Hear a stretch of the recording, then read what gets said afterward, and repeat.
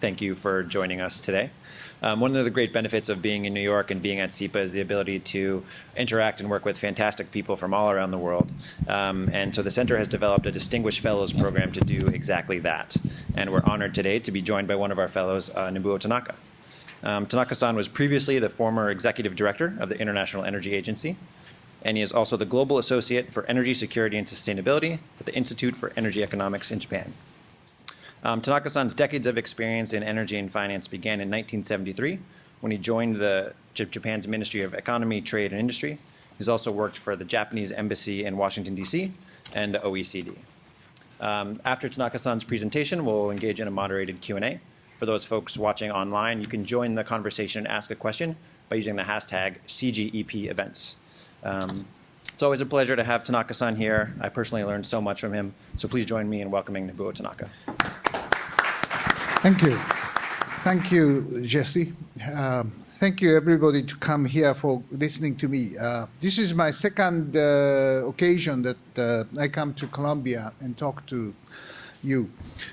Last year, it's November, and I did the very similar things, but with all the information from the IEA. My job was at the IEA, the head of this international body, talking about mainly the security, energy security, especially for the sake of petroleum, because IEA was created, many of you knew that in 1974, after the first oil shock, that the consumer country should get together to have a strategic stockpile of oil and use this measure in case of emergency collectively. So it was created in Paris in the OECD. About now currently 28 countries are members. But the issue is now this expanding from the security of petroleum supply to all other things, because countries successfully reduce dependency on oil but increase dependency to gas, coal, but nuclear, and renewables. But the issue is now more comprehensive, because how can you supply the electricity is the basic need for the energy security. But after Fukushima, the issue is very shaky because of the nuclear power as a risk, inherent risk, but at the same time, not having nuclear power also has risk. That is what I'm going to say. Especially Japan, without nuclear power, currently no nuclear power station running, and we are definitely risking the national security or economic security of the country for the case of Iranian crisis, if it happens, or Middle East crisis.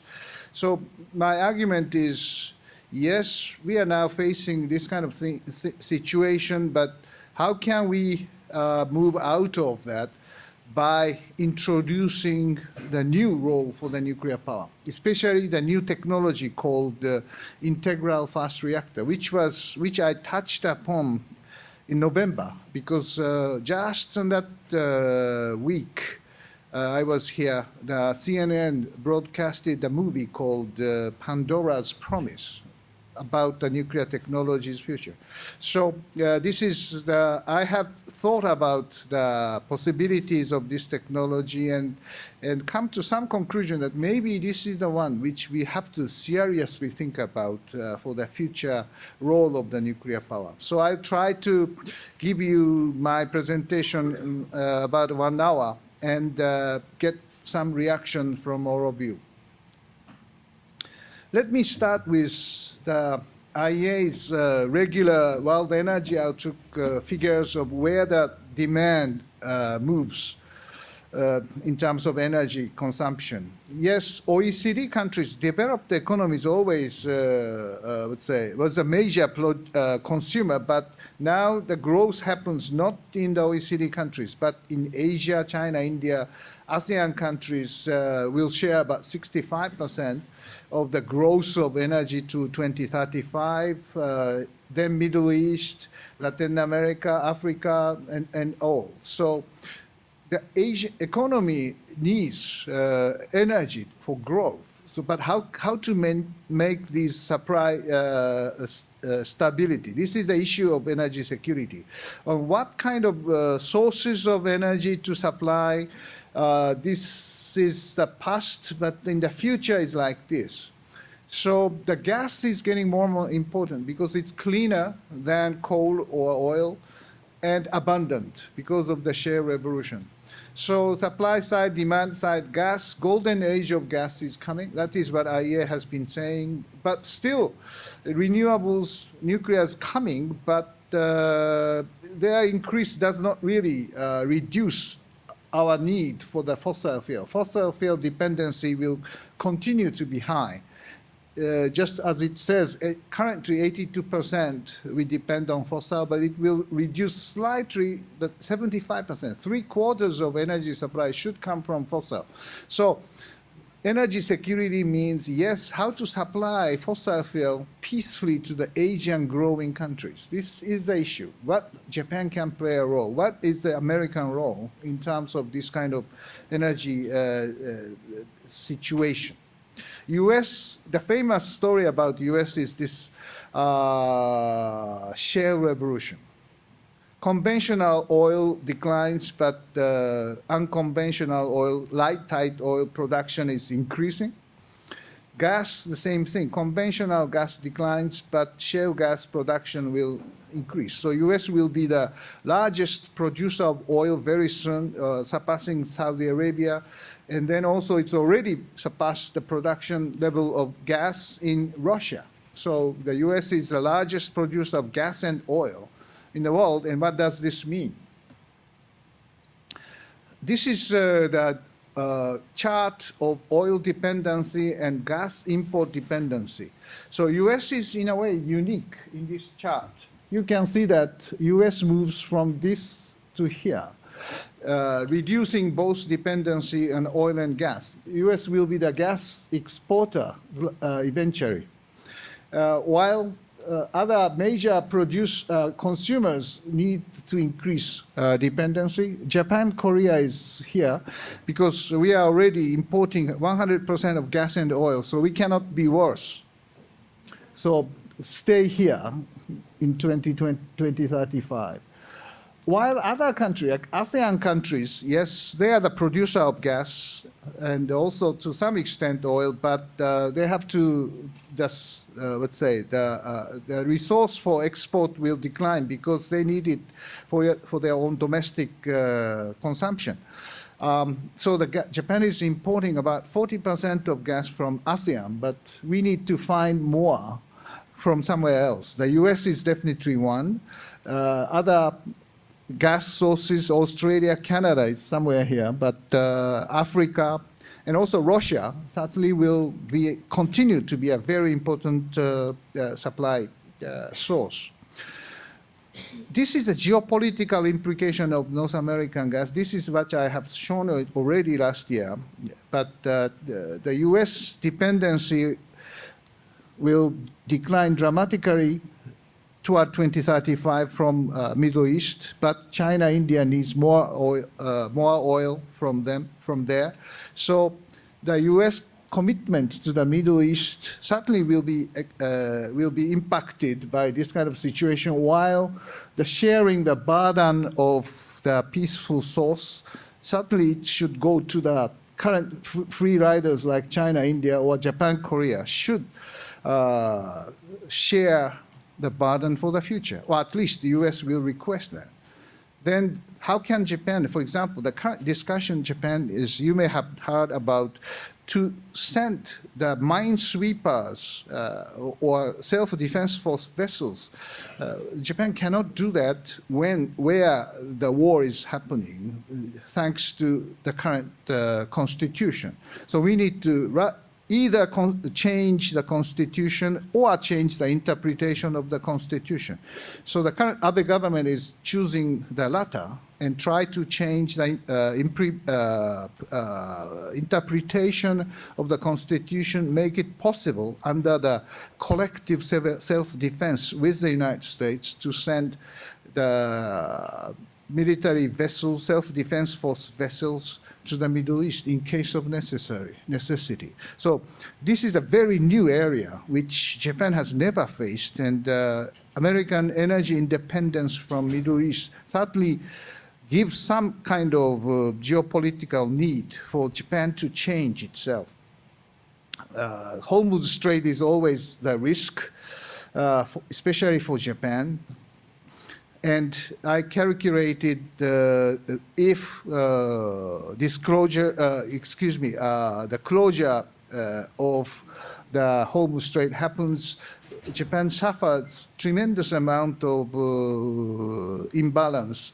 Currently, even in the trade balance, but current account balance will go very negative if the price of oil hikes in this kind of situation.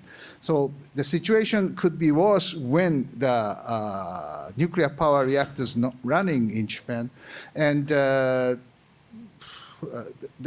risk is here somewhere here. It says we may hit trillion yen of deficit in the current account balance, not the trade balance, but the current account balance, if no reactors running and this kind of oil shock happens. It's more the economic crisis rather than energy crisis. This is what we are risking without having nuclear power now.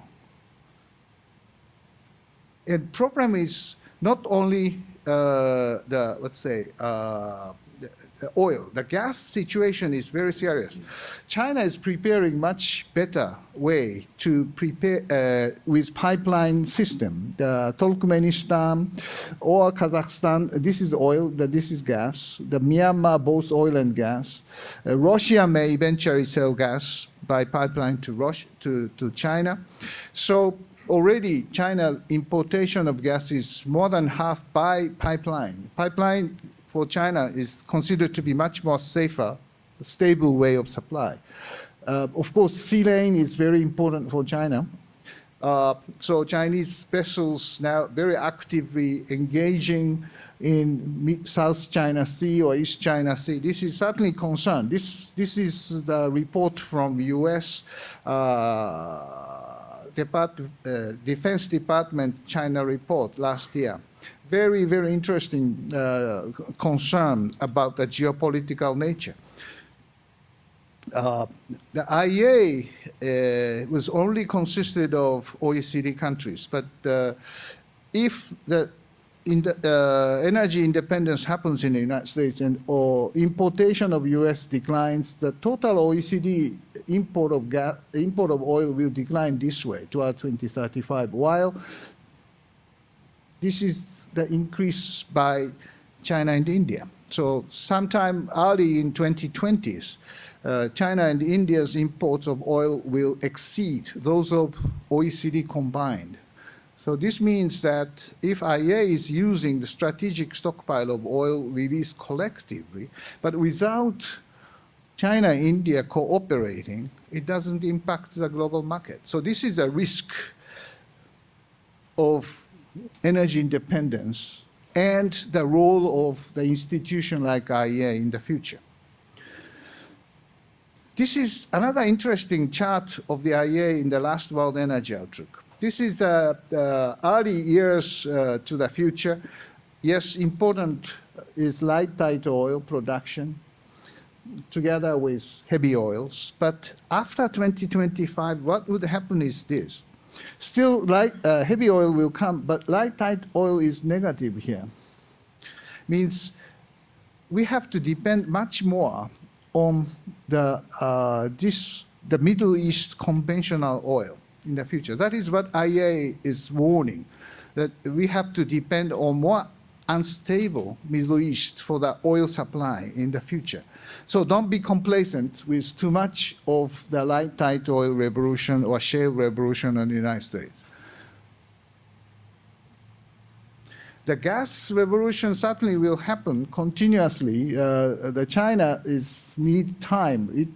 This graph clearly shows that in the early years, yes, Chinese production of gas increases much less than the future. Compared to the US, the same thing. China needs more time. to invest into their own shale revolution. And there are problems of the geological structure. The Chinese shale gas is much deeper. The water supply shortage for using the hydrofracturing. Pipeline system is not well is prepared. The issue of price control for the electricity and gas. There are plenty of issues which makes China difficult to develop shale revolution, but they need it because of they have to reduce the coal usage to reduce the air pollution. So the commitment of the government to the shale revolution in China is so strong that this will happen, but it may take some time. That is my understanding. So, but another important player is Russia. Yes, Ukraine problems, but Russia needs to move much more toward east rather than staying in the west by supplying Europe by pipeline, the West Siberian gas, but rather moving toward east by using East Siberian gas sources by building the pipeline to east to China or LNG to Japan. That is the Russian diversification strategy, where Japan can take advantage of this by connecting pipeline structure with Russia. Niigata and Vladivostok is just 800 kilometers. Hokkaido to Sakhalin is about same. So rather than importing LNG, pipeline is a very important option. But this has certain geopolitical nature. So are we continuously depending on the LNG 100%, or should we diversify? This is a very important Japanese strategic decision. Price of gas to buy LNG, Japanese price until the shale revolution, European, Japanese, or American prices more or less similar trend. This jump is Henry Hub market price. But after 2009, there are three separate different prices. Japanese price, European price, and American price. So Japan pays now about 5 times more prices than US. Can this be sustainable? This is very important and difficult question. Japan is now asking, even after this Fukushima crisis accident, we are paying 4 trillion yen more for the purchase of gas and oil. This is about $40 billion a year. So huge cost is incurring, and that pushes up the gas price also. But one of the reasons for the shale revolution is this. The IEA says that this liquid content structure creating the benefits for US gas producer, because the more that liquid content, you can sell this as a oil, so the price of break-even price for gas could be lower. So if the gas is dry, yes, the price should be $5. But if it's not, if it's very wet gas, you can sell the oil and supply the gas for free. I mean, sometimes it happens, it is called flaring, just burn it in case of where there is no pipeline nearby. So this high price of oil makes this formula work better. This is a lower part, this is a higher oil prices compared to this. So the conclusion is the higher the oil price, the gas price becomes lower. So this is a new structure in the North American shale revolution. And Japan or Asia is importing gas, linking to the high oil price still. And this is a problem, structural problem after the shale revolution, that Japan cannot continue this kind of pricing.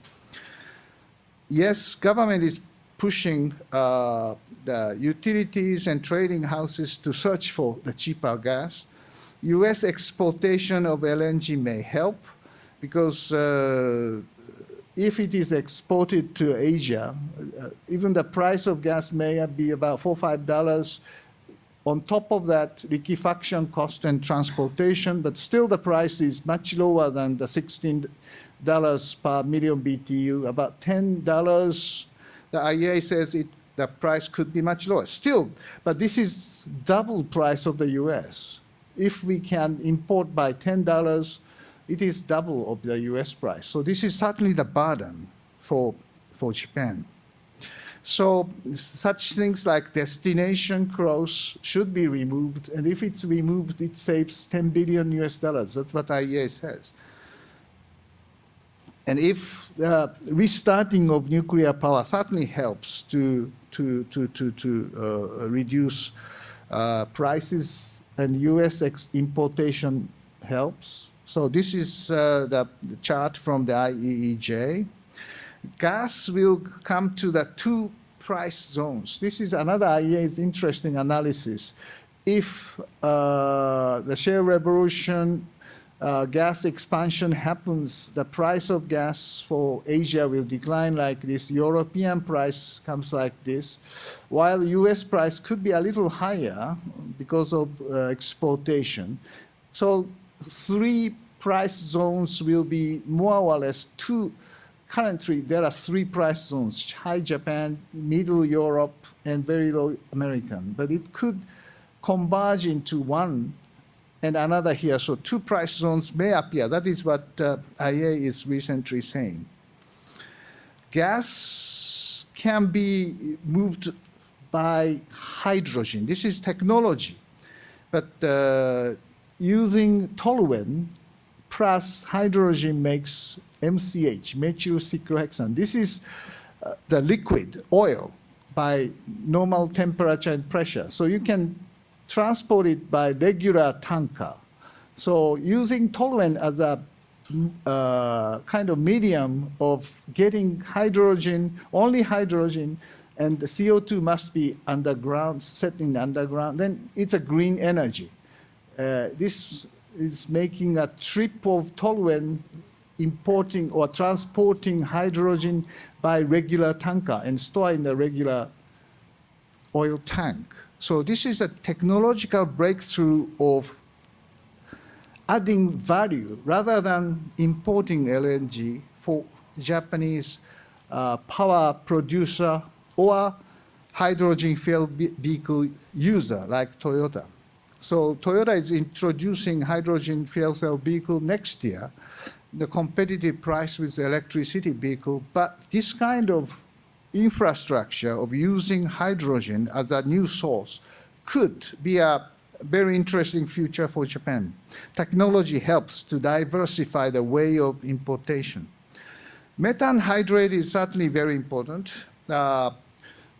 Japanese JOGMEC has successfully recovered methane hydrate, the gas from methane hydrate, but it may take still time. IEA says recently that it may take another 20 or 15 years, 10 to 15 years to make this technology commercially viable. But still, Japanese government is very strongly committed to this technology, and that helps.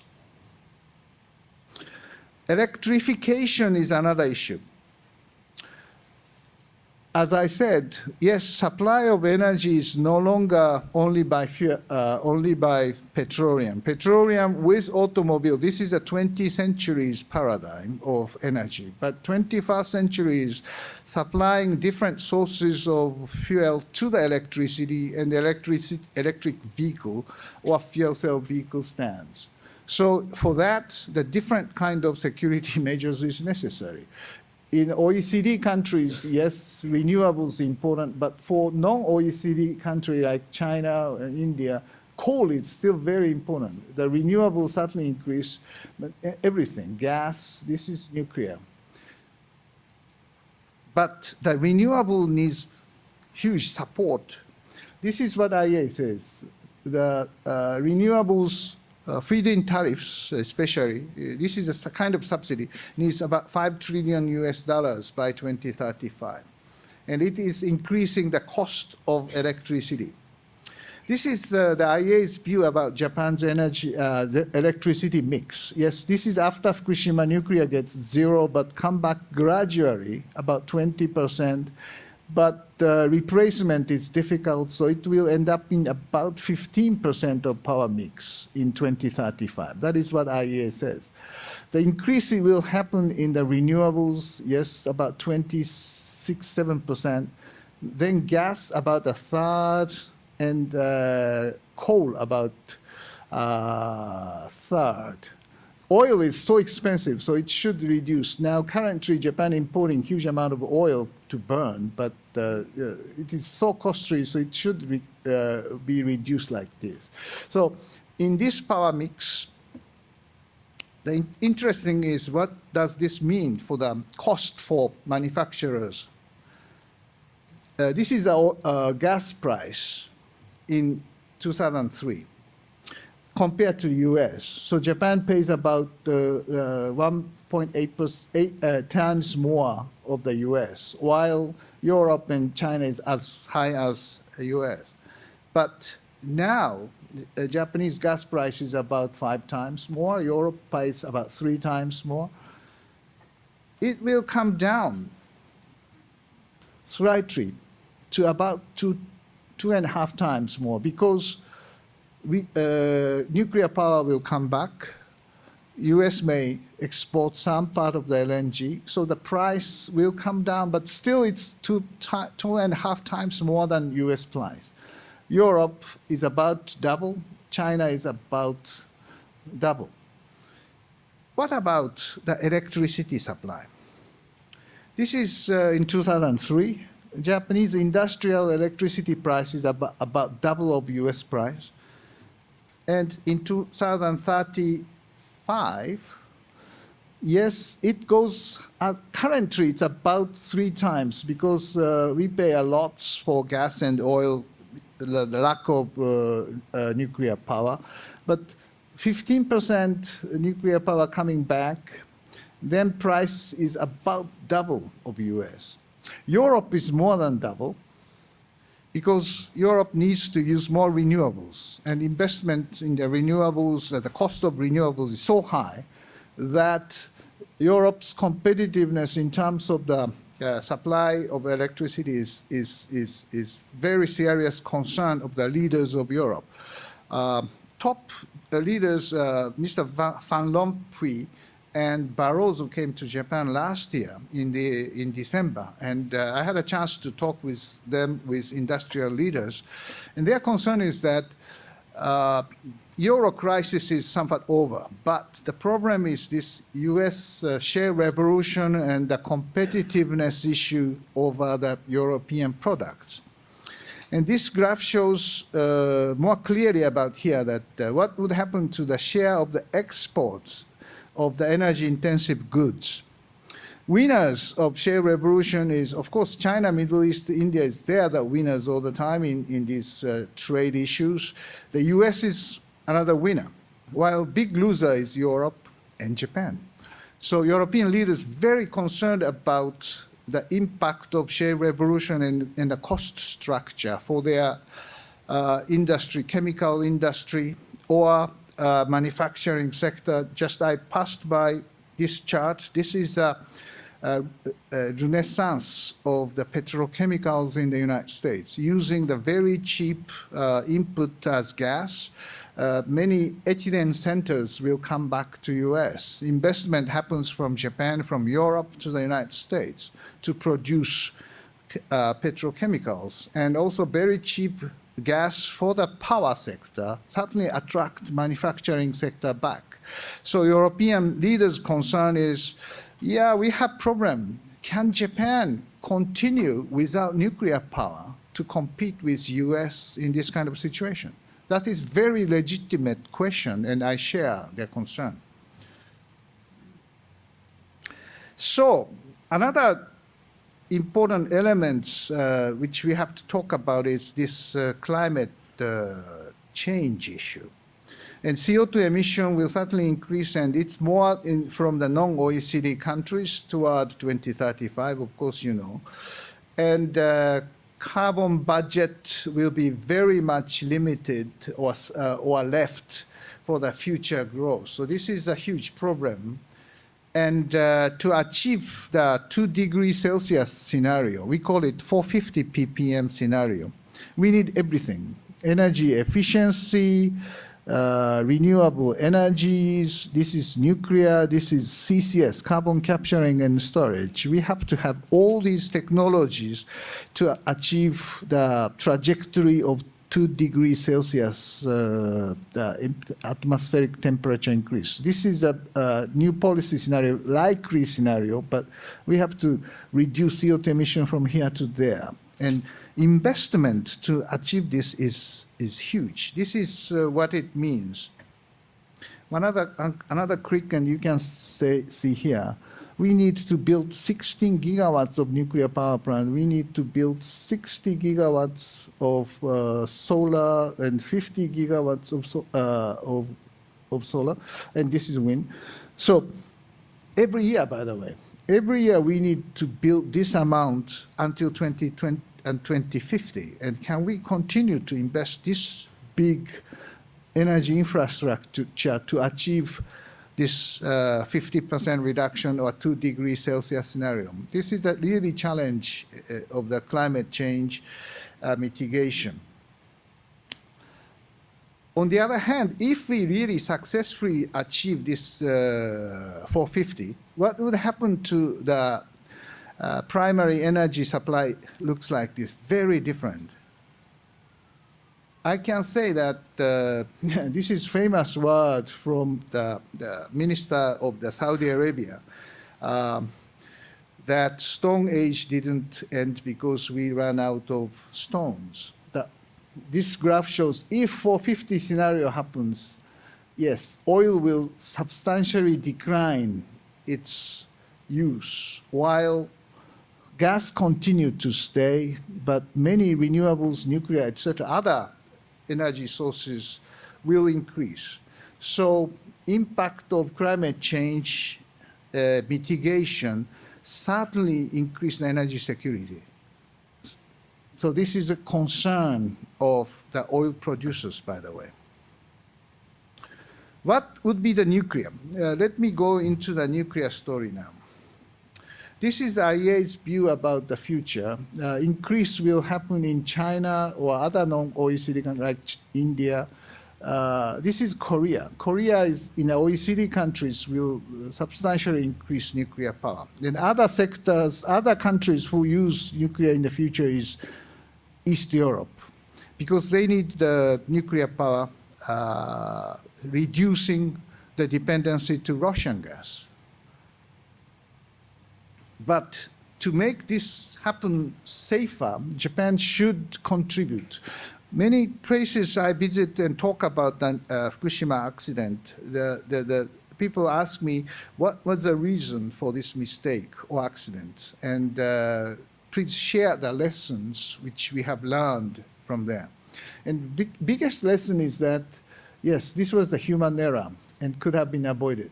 So, but what kind of human error was it? This is, we have to make it more clearly. Think about unthinkables, like that means tsunami, or think about unthinkable like Iranian crisis. That is what we need to do. We have to we should have learned that kind of lesson. Interesting thing about this human error is that there are many different, let's say, power stations. Yes, Fukushima Daiichi was hit by tsunami and made a meltdown of the reactor. But there are several other power stations which were hit by the tsunami and earthquake, but escaped the crisis. They are here, the Onagawa or Tokai Daini or Fukushima Daiichi. Onagawa is much closer to the epicenter, but was safe because Tohoku Electric, who is the operator of this Onagawa power plant, fully understand the risk of tsunami because they are always facing tsunami in the Tohoku region. So they built the reactor site 10 meters higher from the original plan. So that saves this power plant. Another one is this Tokai Daini. Tokai Daini is in Ibaragi Prefecture, much closer to Tokyo. But this power plant was saved by raising the walls from the water, but their work of completing the higher walls just 2 days before the tsunami, March 9th. If they didn't do that, the situation could have been the same as Fukushima. But God helps those who help themselves. So this is very interesting case, but if Fukushima Daiichi did the same thing to prevent unthinkable tsunami, yes, we could have saved the situation. Another interesting case is this. The US introduced after 9/11 the necessary measures for the nuclear site for the preparing for total power station blackout.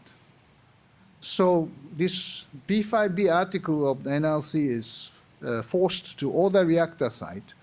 And US announced after 1 month of Fukushima accident that all of the nuclear reactors are safe because they are prepared for that total power plant blackout by their request of this NLC's article. Japan is somewhat suggested to do the same by NLC, but Japanese regulatory authority declined to do the same because they believe there is no terrorist attack in Japan, and Japanese stations are so well equipped that the total power blackout is simply impossible. If we have our regulatory authority adopted the same measure, we could have avoided the accident. So this is human error. The level of human error by the operators or architect of the power plant or management of the utilities or the regulators or the politicians. So anyway, this accident could have been avoided if we have thought about it. So this is the lesson which we have learned. But there are many other things which we could do. Preparing for the emergency by using the self-defense force, that is one thing. Or more technologies, which I meant here, integral fast reactor. Let me go into that. I mean, the current situation is this. We have about 48 nuclear power plants unit in Japan. It used to be 50, but two reactors, from 54, 6 reactors of the Fukushima Daiichi decided to decommission.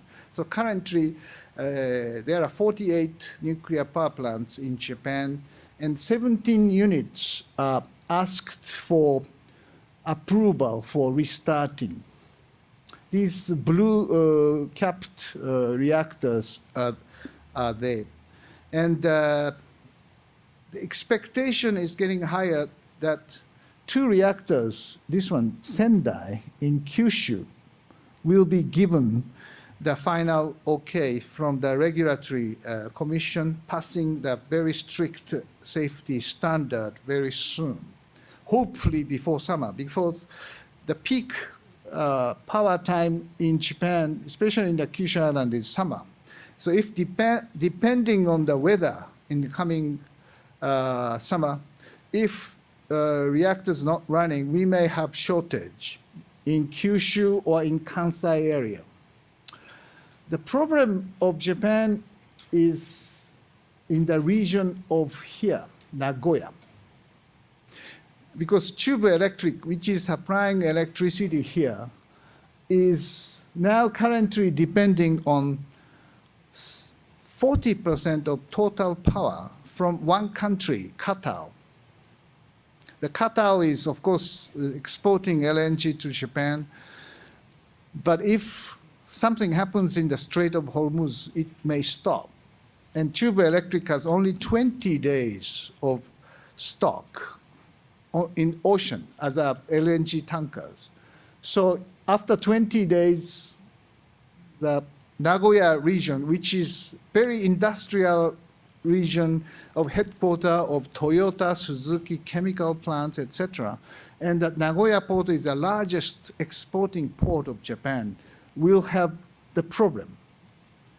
Only solution, if any, is restarting Hamaoka nuclear power plant, which was stopped by the former Prime Minister Naoto Kan for the political purposes. Can we restart Hamaoka nuclear power plant, which are the boiling water reactor like Fukushima? This is very big problem. To avoid such occurrence of blackout by Iranian crisis, we need to restart some other reactors in Kansai. But currently no reactors running. Kyushu, yes, we could sell some electricity from here to Chubu, but it's very distant. So in case of emergency without nuclear power, we have to make a plan for emergency or contingency. But current government, yes, political situation of the nuclear is so emotional. I don't think the government is thinking about emergency contingency restarting of the nuclear power plant. And that is what I'm really warning Japan. Did you learn something from the March 11th 3 years ago? This is the kind of contingency which could happen much more frequent than once in 1,000 years tsunami. This could happen every 40, 50 years. Are we prepared for that? Maybe not. This is my really concern about the current risk which we are undergoing. Yes, recently the government is coming to adopt the new basic energy plan. And in that, the nuclear power will be given important base load power. But all others are very important base load also. Petroleum or natural gas, coal is base load.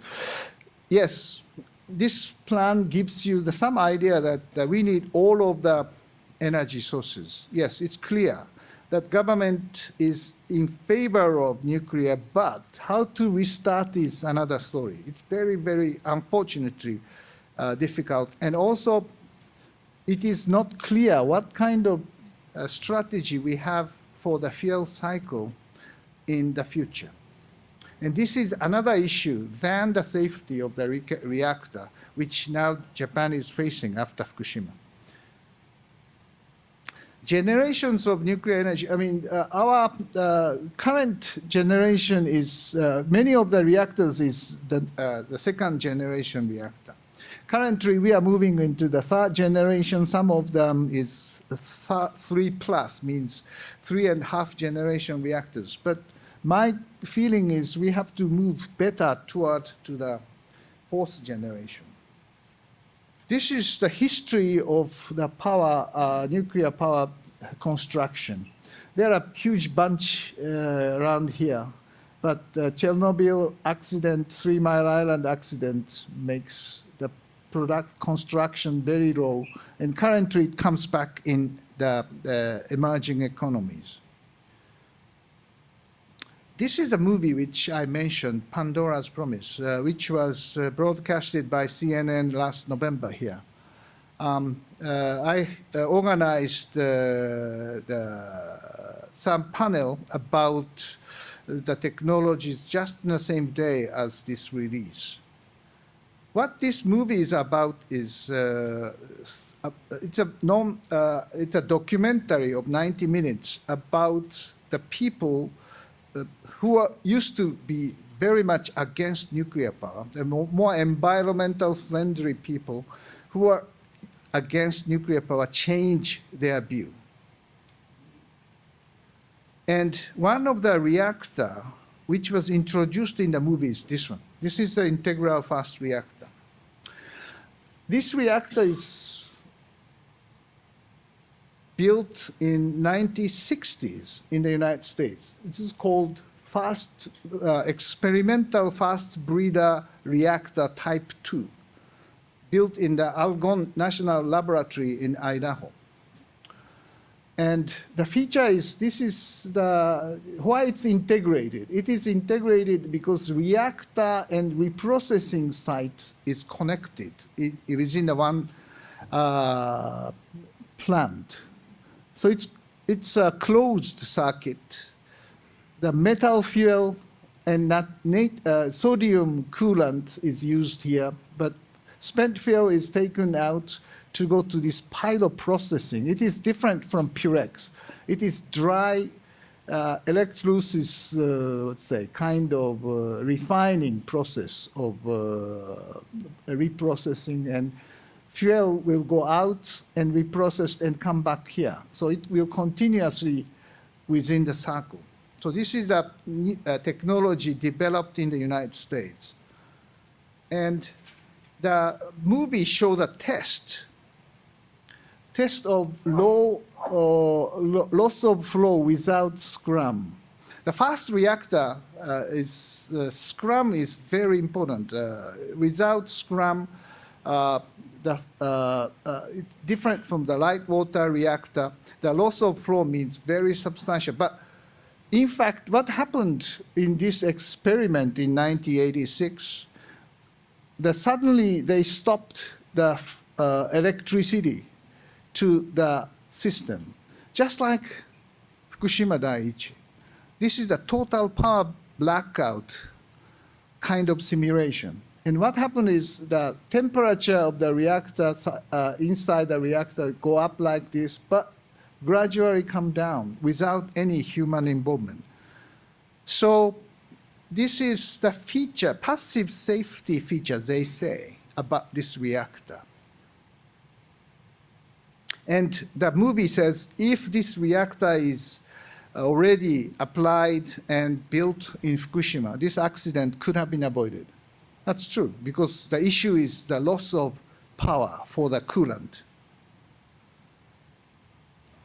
And this has this passive safety feature, but has another very important element. Yes, of course, fast reactor always has this better use of energy supply using the uranium. Long-term waste management is easier. Proliferation resistance because it's closed system. This is a current light water reactor system. Yes, it uses only limited part of uranium. Many of are depleted uranium and not really burned. And reprocessing plutonium could be back into the system, but many of them are uranium is non-used. And final disposal, either reprocessed like Europe or once through system or direct disposal of the US, the radioactivity declines over 300,000 or 100,000 years to the level of natural uranium. This 300,000 years or 100,000 years is a big issue for the difficulty of managing the waste. This integral fast reactor case, this is interesting, but they say they can utilize the uranium to the maximum, almost everything. So more than 90%, 90 times more use of the resources is possible in the system. And also most important thing is, last but least, this waste from this integral fast reactor, the radioactivity will decline very quickly, and it takes only 300 years instead of 100,000 of the light water reactor system. So this gives much more ease of controlling the waste. This is the second feature. And the history of Argonne National Laboratory tells this is a pressurized water reactor, light water reactor, but used for the submarines. This is a boiling water reactor, the light water reactor system. This is experimental reactors. All starts with the Chicago Pile 1, CP1. This is a famous, fast reactor built in the world in Chicago University. So this is another branch of the reactors, which is fast reactors. And most of them starts almost same time. In fact, this pressurized water reactor and boiling reactors were very successful. Just that is the current light water reactor system. While this big branch, this is the integral fast reactor. This is the EBL to which I show you the picture. And this is the IFL. So in fact, Argonne National Laboratory is trying very hard to go to this direction instead of these. These are the more transitional technologies, while fast reactor is the real one to solve the issue of passive safety and the issue of waste management. But why this fast reactor technology was not really successfully developed? This is the story which this Pandora's Promise or the movie tell you. And this is what it says, the legend of Admiral Rickover. I'm sorry that this is in Japanese, but I didn't translate this. I wrote an article about this Admiral Rickover. This is the picture in the movie. This guy is Admiral Rickover. He's the father of the nuclear submarine in the United States. He made light water reactor system, especially the pressurized water reactor system for submarine. Because submarine needs the engine without using oxygen. And nuclear power is the best choice for submarines. And also, it is a good choice for the weapons. So for the military purposes, Admiral Rickover made a huge success of applying this technology and advancing this technology, light water reactor or pressurized water reactor system. But the problem of this reactor system, yes, it's passive safe in the water, because in the sea, because something happens and submarine collapsed, the reactor will stop automatically because this is a light water reactor and water stops the operation of this system. But passive safety will be lost on shore. So the technology is developed for the submarine, but apparently not for good enough for the use of onshore. That is the thing which unfortunately neglected in the development of the nuclear system here in the United States. And another problem was the solution for the waste. Currently, the US policy, nuclear policy, is putting the spent fuel into the dry cask and keep it for about 100 years there for the future technologies. Maybe integral fast reactor or some other technologies may use this spent fuel for the future reactor fuel. But this technology hasn't yet come. So this issue is proliferation issues. This technology can be utilized for weapon system. It's, of course, because it's originally developed for the military purposes. So spin-off was so successful thanks to this Admiral Rickover also, because he trained the staff of the submarines be aware of the safety issues, because somebody's mistake kills everybody in the submarine.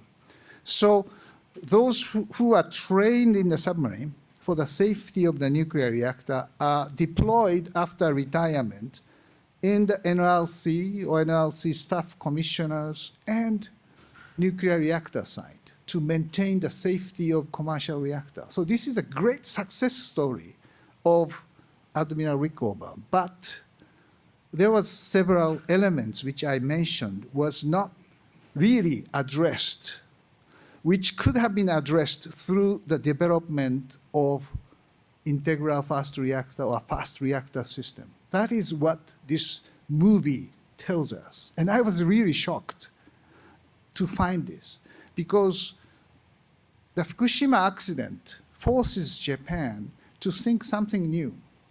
Especially Japan is, after Hiroshima, Nagasaki, we are the peaceful user of the nuclear power. So not the military deployment or spin-off, but we need to develop the inherent peaceful technologies of the nuclear for ourselves. That is probably what Fukushima accident forces us to. Though difficult, but that is kind of theory or concept which I found from the movie. Japan has already joined developing this light integral fast reactor research some time ago. They committed some money already, but this program was aborted by the decision of the Clinton administration in 1994. Yes, light water reactor system has, as I said, how to use the plutonium which comes out. There are several options. Japan took this Purex methodology in Rokkasho, but it has another problem there. I don't want to go too much in the details, but this is the commercial version of integral fast reactor developed by GE. It is called S-Prism. And this is the Hitachi GE's proposal for extending this prism into the recycling used spent fuel of the light water reactor system. And this chart shows 100,000 years or 300 years difference of radioactivity. This shows that usual spent fuel takes 300,000 or 100,000 years to reduce radioactivity, while this is the course of the integral fast reactor. It's simply because this reactor will burn not only plutonium, but minor actinide, which are very highly radioactive. So by burning it, they reduce the radioactivity dramatically. But this difference is certainly one way, much easier way of managing the high-level waste. The country which is doing most seriously about this integral fast reactor and pyroprocessing is Korea. Korea needs to develop technologies to take care of spent fuel. Otherwise, Korea will face the same problem as Japan, that most of their cooling pools will be occupied by spent fuel sooner or rather than later. So Korea needs this technology quickly. Currently, they are negotiating 123 agreement, peaceful use agreement with United States to let the approval from US governments to use this reprocessing technology. Department of Energy and Korean government is doing joint research on this technology until 2020. But then comes the time that do you let Korea to reprocess spent fuel? This is geopolitical decision. Certainly Korean Peninsula, North Korea is trying to have the weapon. Do we let South Korea to have reprocessing plant? Japan so far is the only country who has the reprocessing capacity without weapon. So this is a very geopolitical decision which is soon come, and even for Japan. The Japanese 123 agreement with US will come to the extension in 2018. So if Japan do not have the proper trajectory of fuel cycle, we may not have the extension. So my proposal to Korea is that let's jointly develop and do the research on this integral fast reactor as well as pilot processing. It is international collaboration between not only two countries, but with US too, because this technology is developed by the United States. So this kind of international collaboration will be a very important way that these three countries will promote peaceful use of nuclear for the human being. And we can build the experimental facilities in Fukushima. This is my very radical proposal and idea I'm testing with audiences everywhere. This report by Joe Nye and Richard Armitage developed 2 years ago give us shock, because they said in the CSIS report that does Japan desire to continue to be a tier 1 nation, or is she content to drift into the tier 2 status by not using nuclear power? This is what the report says. I had a chance to ask Joe Nye why you did make such a radical statement. He said, Tanaka-san, Joe and Richard Armitage, they are the very good friends of Japan. So if these friends of Japan seriously warn and advise Japan, Japanese people could be much more seriously think about the future of the nuclear power in Japan. Very strong statement, but very interesting advice. I really appreciate that. We have never thought about this kind of geopolitics of technology, nuclear technology in the past. Before Fukushima, yes, nuclear power is a very cheap and safe electricity. We never test this kind of different aspect of nuclear power in the Japanese audience, but we have to do that. Otherwise, we cannot move ahead. This is the very serious situation in Japan we are now facing. I'm using my time and energy that there is a way of using this integral fast reactor. Issue of high-level waste disposal is here. This is the case of Olkiluoto nuclear power plant and Onkaro spent fuel depository in Finland. They built this facility in the same location. So eventually, when we talk about this decommissioning of the Fukushima, the only way to decommission the nuclear power plant is cementing. This is what US experts tells me. So it takes more than 1,000 years to keep them there and reduce the radioactivity. If decommissioning of the nuclear power plant takes 1,000 years, 300 years of high-level waste disposal management is not a big deal. So we could do it in the same site as Finland case. So this is another aspect of the waste disposal idea, which I came up with this example. Lastly, this chart shows the idea of collective energy security. The countries ranked by the self-sufficiency rate of energy supply by either fossil fuel or renewables. But yellow part is nuclear power. And those countries which are much less self-sufficient in energy supply uses nuclear power as supplement or complementing it.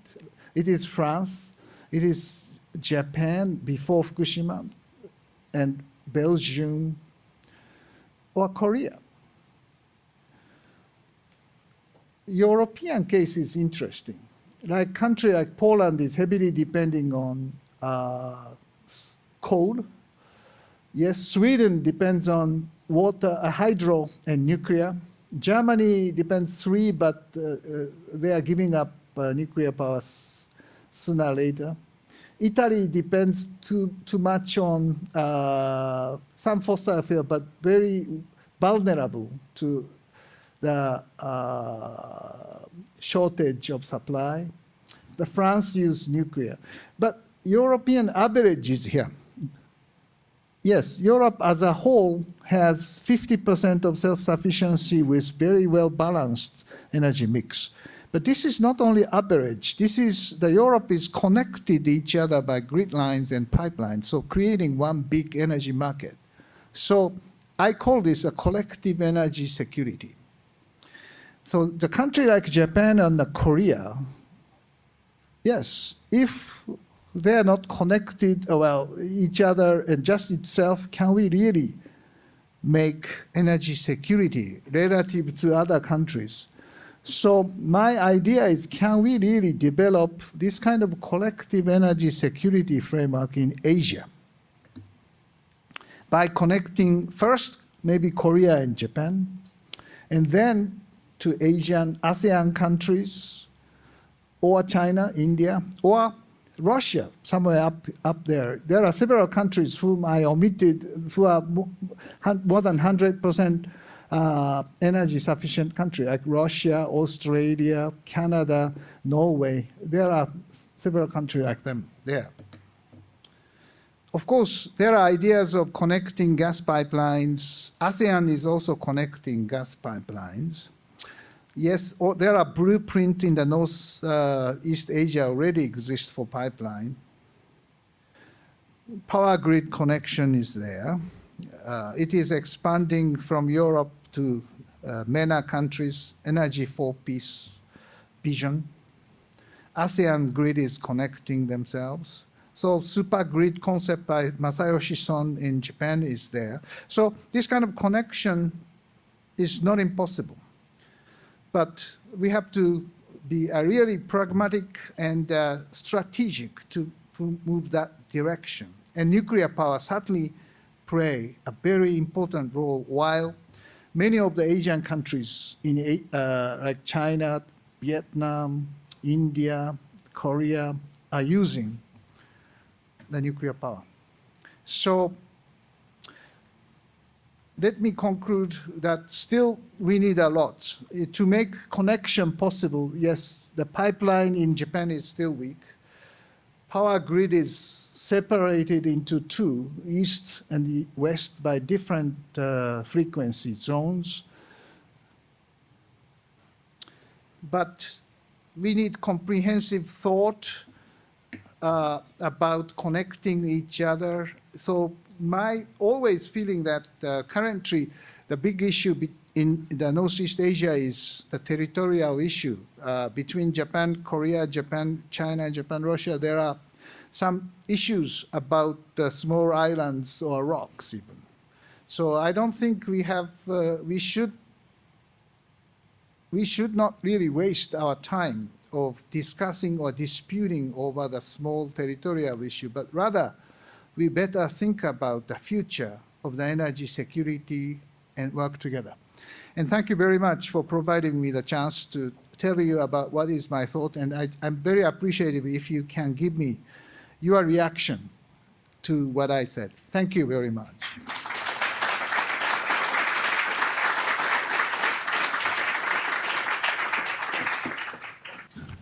Great. Well, thank you very much again. And so we have about 15 or 20 minutes to take some questions. If anyone is interested, we'd invite you to please come up, form a line over here, state your name, your affiliation, and try to keep your question to a question, not a comment or a long paragraph. But as we start, and I guess I'll just kid off, one thing that stood out to me was when you described energy security, you kind of listed three different things. Diversity of supply in terms of sources, diversity of energy mix in terms of types of fuel, and also reducing actual consumption itself. As you think about those three pillars or any others you would add, how do you view them in the context of their importance for Japan specifically, and then just generally in the view of energy security? Yeah, well, if I add one more, it's adding more diversity probably, but technology. technological breakthrough is always possible in, for example, supplying the renewable energy sources. Technological development in the solar power is very promising. It is costly very much now, but the price is, the cost is getting down. So to put the research on these new technologies is important. And also storage technology is probably very promising. The hydrogen is one way of storing the electricity. So I meant hydrogen as a transportation and storage of energy, and for that sake, the hydrogen is very interesting. Other technologies like to reduce the loss of transmission, the superconductivity grid, this is also very possible technology already. So technological breakthrough can help to increase the energy security. If I can say one additional things what you have said is this, yeah.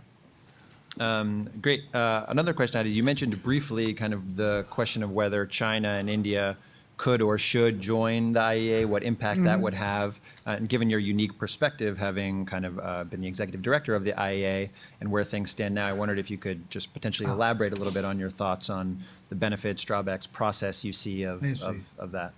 Yeah, well, I always try to get China and India into the IEA since I became the executive director. I visited there many times, and these countries understand the need for energy security because the growth of energy demand happens in these countries, not in the OECD. So energy security is their issue, not ours, basically.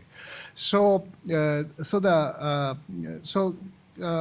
India and also China always ask to work closely with IEA and join or participate in the seminars or exercises.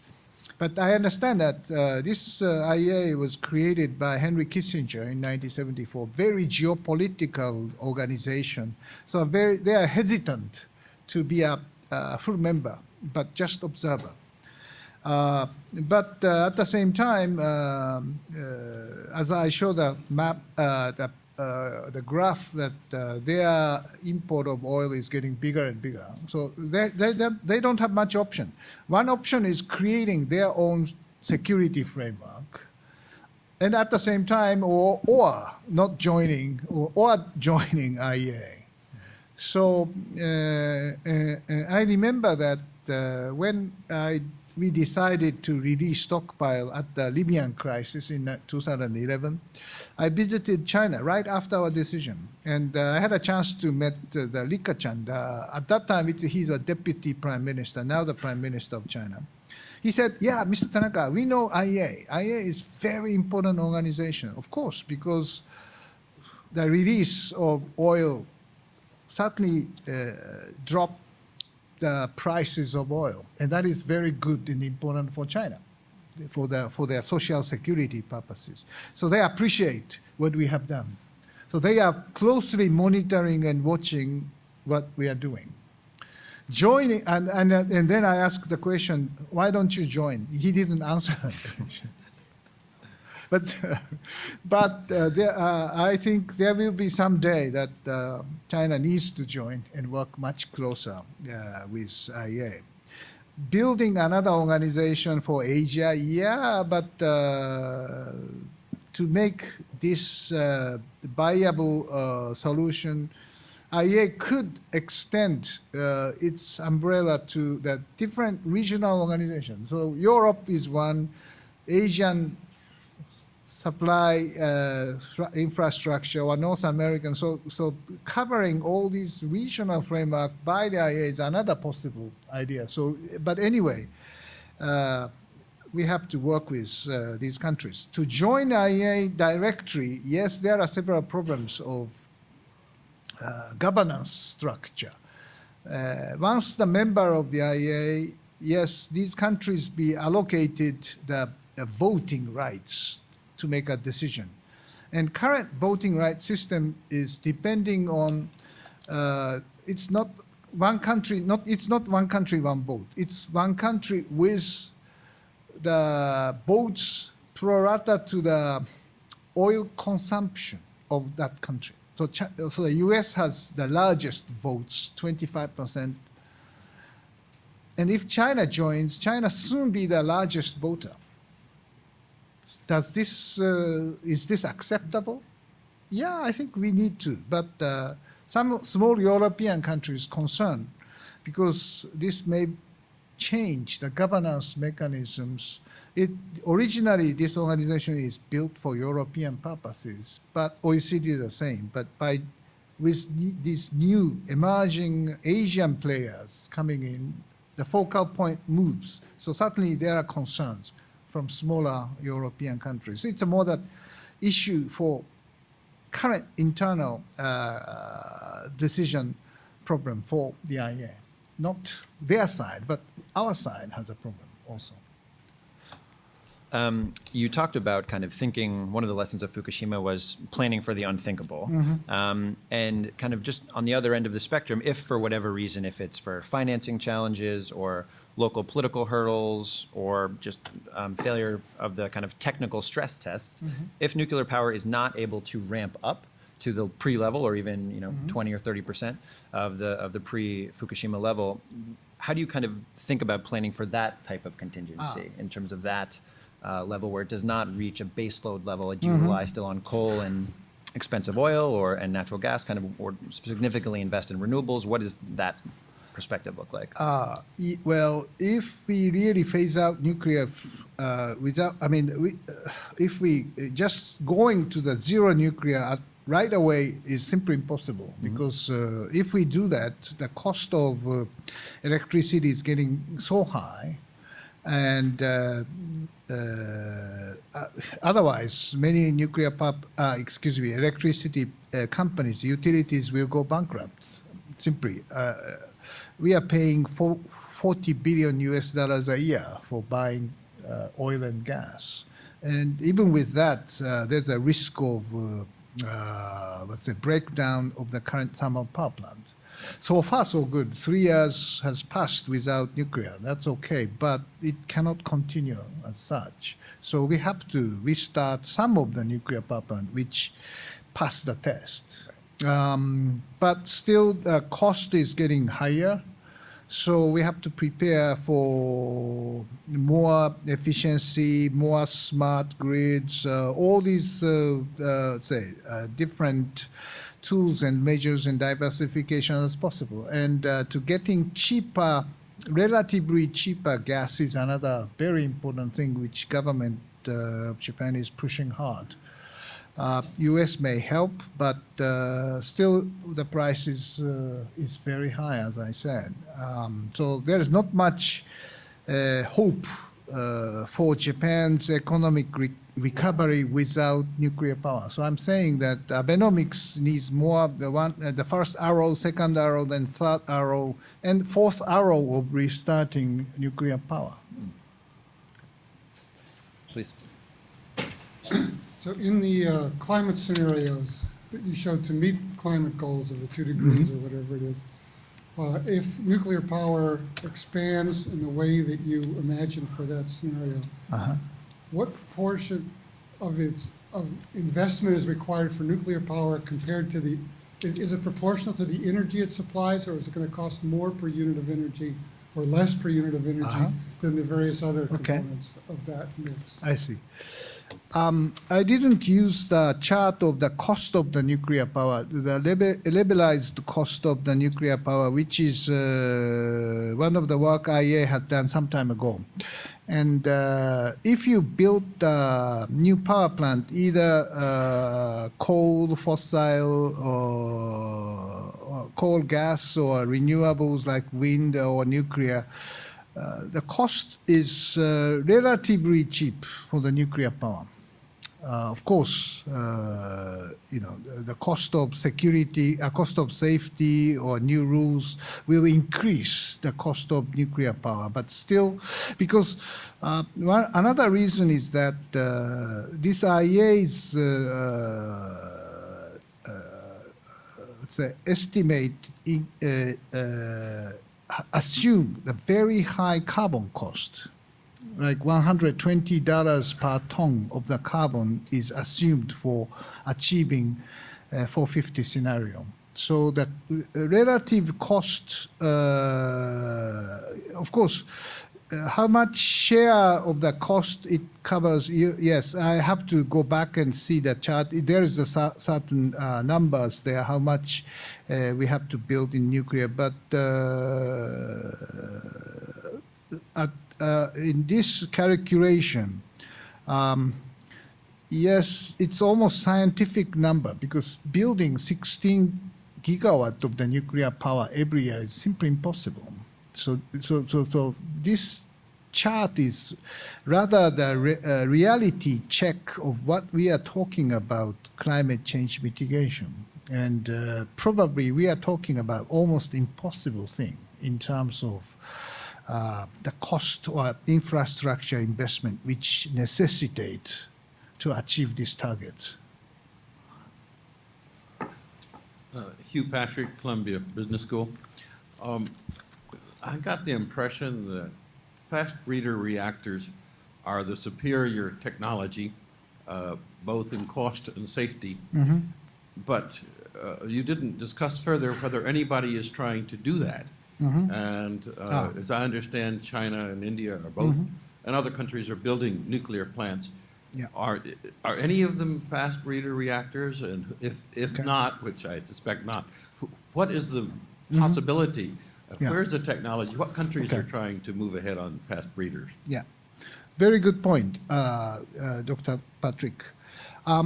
Yes, China, India, Russia, these are the countries which are generally testing and doing research on the fast breeder reactor. Many other countries like the UK, France, Japan, to some extent US, needs plutonium burner, not breeding, but burning plutonium, because plutonium accumulation is dangerous in terms of the possibility of weaponization.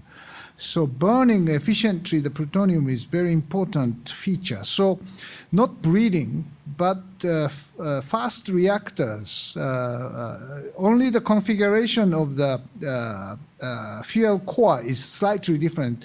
They don't put blanket to produce plutonium, will not be situated in the fast reactor. So it's the only difference, the kind of configuration of the core of the fuel. But so fast reactor like this integral fast reactor could be utilized.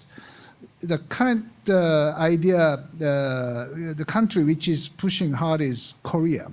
But another country which may use is UK, because in the Sellafield there are plenty of plutonium accumulated and they have to burn it.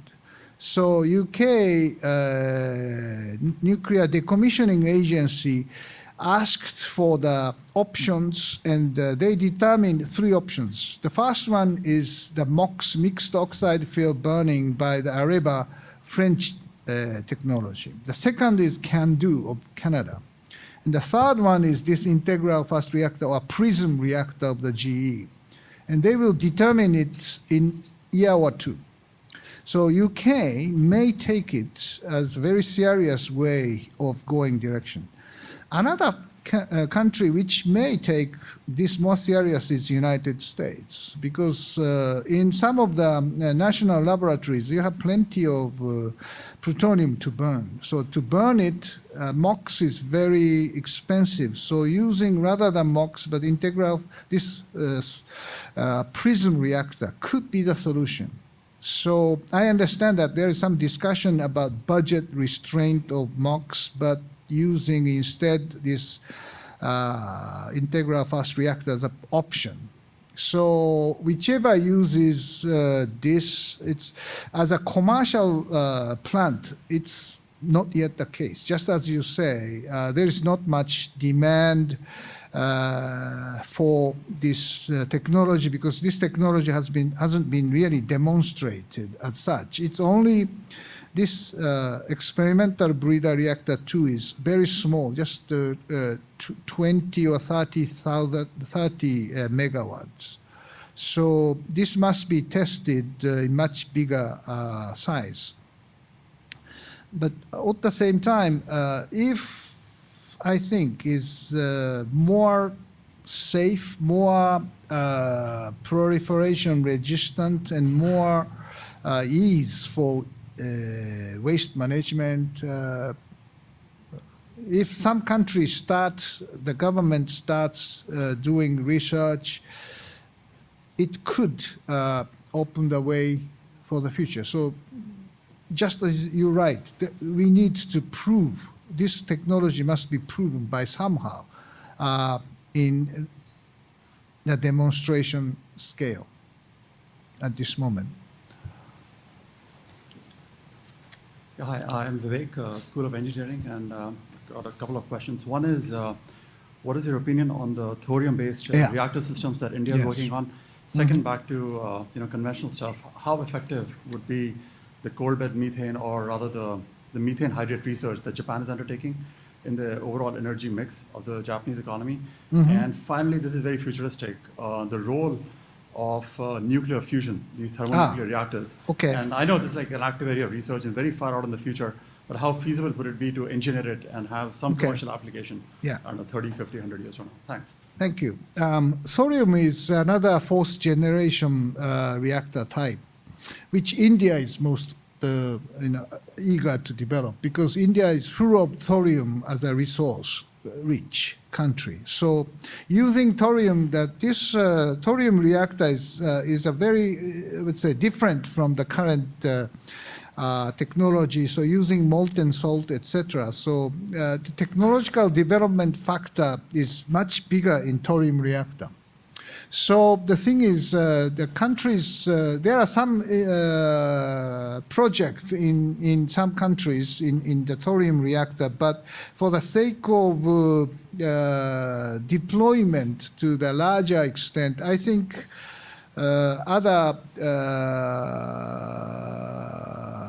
let's say, reactors has more, I mean, like integral fast reactor, has better choice. Yes, you raise very interesting point, because many of the engineers or technicians in nuclear power say, who are engaging in very specific technology, who is a champion for integral fast reactor, who is a champion for thorium reactor, another has a very good idea of very high temperature gas reactor, no, I really do this pebble bed reactor, etc., etc. So they say, this is the world #1 reactor and all others are dumb. But the people like me, I don't have any technical knowledge of judging the technologies, cannot tell you which is true. So I think the reality is that the different country or different region needs different technology. For thorium, I think this is very fit for India because of the resources. I think this integral fast reactor is fitting to the country with full of spent fuel, like Japan, Korea, US, France. Because this use the current light water reactor spent fuel as a fuel for this integral fast reactor, and solving at the same time of this waste management issue. High temperature gas reactor is good for using the helium as a source of heat. So good for the Middle East country using nuclear reactor for purification of seawater. So I think different country in a different location or different needs different technologies. That is what I think now. The second question, coal bed methane is still important, but China, India, or Australia has a huge opportunity. Not only shale gas, but coal bed methane. I sometimes say the unconventional gas include coal bed methane, depending on the country of the availability. Fusion is interesting. Yes, ITER is a huge international project in Cadarache. It takes years and years. Still, they say the first lighting from the fusion may come in 2030. The commercialization demonstration plant will come in 2050, they say. So it's still science, not the energy policy. But I recently visited Vancouver and found a company called General Fusion. This is commercial power company try to use fusion for power generator. Very seriously. I was surprised. I thought it was a joke, but they built the huge plasma generator and kind of pumps to creating the plasma into a very tiny particle and cause the fusion. This fusion is different. It's not maintaining by a magnet the plasma situation, but just by pumping it by 250 pumps all around surrounding the core. And every second it pump into one and cause the microsecond of fusion. This microsecond of fusion is enough to generate heat to have the power generator. So this is, they say, if successful, theoretically it's possible, but engineering side, I'm not sure. Can they really deliver this technology by engineering? It's a very interesting question, but if they can, they assume the cost of power generation from this technology is much, much cheaper than any of the possible technology, they say. So if you are interested, invest in it. They're asking for money, but I'm not rich enough to put money into it. But I felt very interesting, very innovative way of thinking. Not only this Canadian company, but I was told there are 3 more fusion company in the North America. And this one is the second largest. And the other 3 is in the United States. So people serious about fusion technology exist using either laser or some other technology, but we'll see. I cannot say the future, but all innovative thinking is always necessary to make breakthrough. Great. Well, we're a little bit past our time, so I think we'll end there, but I know this conversation could go on for hours, so please join me again in thanking Tanaka-san for joining us today. Thank you.